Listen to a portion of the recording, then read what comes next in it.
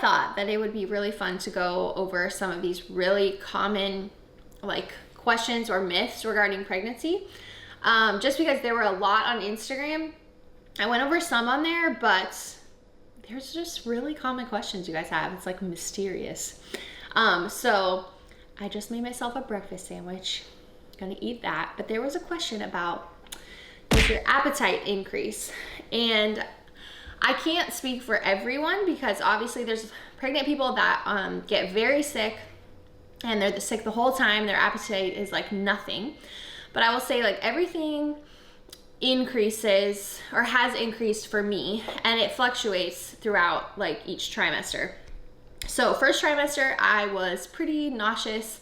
So appetite was very much the same. And typically you eat the same for first trimester. And then second trimester, I definitely noticed like an increase. So I ate like a little bit more every day. And then third, definitely at times your appetite increases. But you have to be a little bit careful. I didn't get very full on like normal food. But I know some people get acid reflux and indigestion if they eat too much at one time. So overall, yes, your appetite increases, or at least that was true for me. Last question kind of regarding like food or eating is just about weight gain. So usually if you Google it, you'll see, oh yeah, it's recommended you should gain 25 to 35 pounds with your pregnancy. And I have gained more than that. So at first I was concerned, and I always checked in with my physician about it. They were never concerned. They said the 25 to 35 pound range is, yeah, I mean, it's common. But if you gain more than that, that's pretty common too. But yeah, you just monitor every other piece of your health to make sure that that weight gain, if it's over that amount, is not impacting your like your overall health and your baby. If you gain less than that, that sounds like it's okay too, but they also don't want you not gaining weight. So yeah, it just depends, and it's different for everyone. So don't go by the whole 25 to 35 pounds necessarily. Just check with your doctor. Another common question is like, do you crave weird things like dirt or like laundry dryer sheets? So that is called pica. It's like an actual diagnosis that you can have, and it sometimes pops up during pregnancy. My sister had twins and she craved dirt. Usually it's because you're deprived of some kind of nutrient. So just be really aware of that. I craved ice more recently in this last like trimester. And that is due to slight iron deficiency. So I just supplemented with iron, and it kind of like went away. So just keep your doctor in the know if you're craving really weird things. But like I craved yogurt parfaits with granola on it. I craved like chips. I craved cereal. But I didn't just sit around and like think and perseverate about this food. So if you feel like you are perseverating on some kind of food, maybe just analyze if you are deficient in something.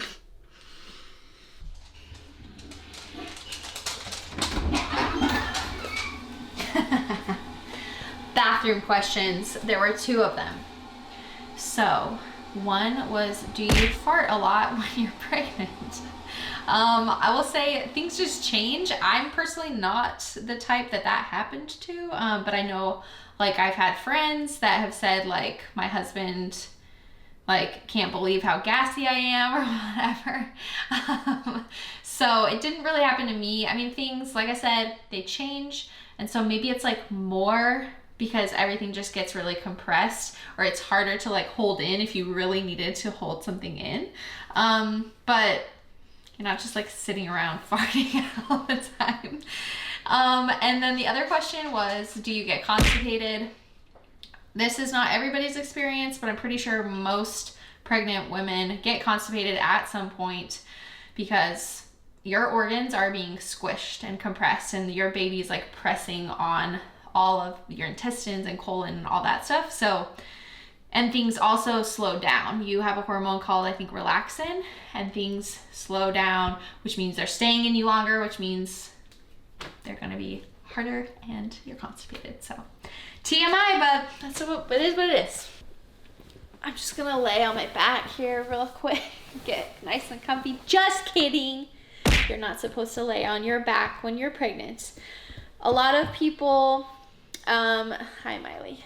A lot of people will still try to lay on their stomach, like first, second trimester, and I will say I could keep up with that. That one's not as bad, but like when you're this big and you know, about to go into labor, you can't lay on your stomach. It's just like not comfortable at all. So I lay on my side.